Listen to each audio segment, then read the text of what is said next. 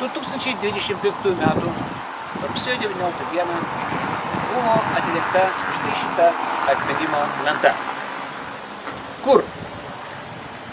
Pagėgių geležinkelio stotis. Kam?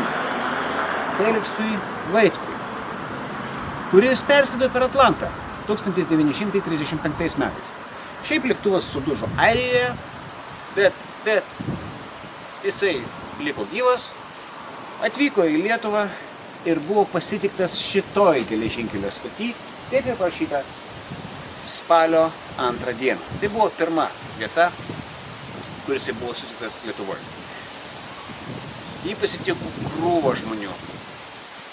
Martynas Jankus, apie Martyną Jankų ir Jankutę pašnekėsim truputėlį vėliau. Dabar truputėlį apie Feliksą Vaitkų. Jisai išėjo į atsargą, bet paskui buvo pašauktas į tarnybą 2 kartus ir kariavo Jungtinių valstijų pusėje, Antrajam pasauliniame ir vėliau Korėjos kare. Pats lėktuvas Lituanika, kurį matome viršui, jisai buvo pargabentas į Lietuvą, suremontuotas ir vyriausybė jį nusipirko ir jisai buvo ilgai dar naudojamas iki 1940 metų. 1940 metais atėjus sovietams lėktuvas buvo panaudotas kaip taikinys ir sušaudytas. Daiktas neišliko.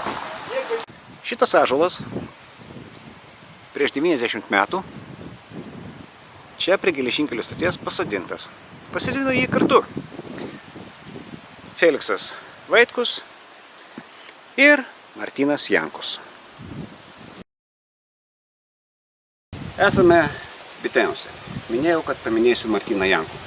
Štai čia už nugaros yra Martyno Jankaus spaustuvė ir, tiesą sakant, namai, kur jisai gyveno. Martynas Jankus gimė 1858 metais Bitėnuose. Tada per Pirmą pasaulinį karą buvo aktyvus spaustuvininkas, rėmė knygnešius. Prūsų valdžia jį nubaudė 48 kartus, nors pats spausdinimas nebuvo nelegali veikla. Nelegali veikla buvo knygų kontrabanda, nes buvo tarp prūsų ir rusų kaip ir susitarimas. Nes, knygečiai, rasėjai buvo, kaip sakant, gaudomi ir baudžiami.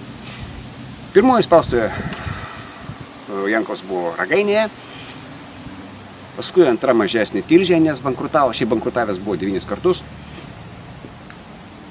Kas dar? Pasibaigus karui grįžo į Lietuvą ir 18 metais pasirašė Tilžės aktą, siekdamas sujungti didžiąją ir mažąją Lietuvą, neatsitiktinai čia yra vėliavos už nugaros Lietuvos ir Mažosios Lietuvos. Tada jisai yra Mažosios Lietuvos gelbėjimo komiteto pirmininkas. Tada jisai pasitinka Lietuvos vyriausybės įgaliotas 35 metais Feliksą Vaitkų. Apie tai kalbėjau. Prasidėjus Antrajam pasauliniam karui jisai emigruoja į Vokietiją. Tenai miršta 46 metais, bet parašo testamentą, kad nori būti palaidotas Lietuvoj. Ir jo pelenai iš tikrųjų buvo perkelti į Bitėnų kapines 1993 metais. Tai yra, jo valia buvo išpildyta. Tai tiek tam kartui, ačiū Jums uždėmesį. Štai čia Martyno Jankaus namas spaustuvė, o čia matosi tokie skydai. Čia yra Mažosios Lietuvos paveikslų paroda, tokių parodų, kad būtų visą laiką lauke, nesu matęs daug, tokių. Ir visą tai galima pamatyti už 50 centų. Paremkite šitą muziejų. Važiuosit pro šalį, atvažiuokite. Nesikartosiu. Viskas aišku. Martynas Jankus, spaustuvininkas, aušrininkas, lietuvių posėtojas. Čia varpas neatsitiktinai. Čia namas, apie kurį jau pasakojau. Ko nepasakiau? Nepasakiau, kad kortelėmis atsiskaityti neįmanoma.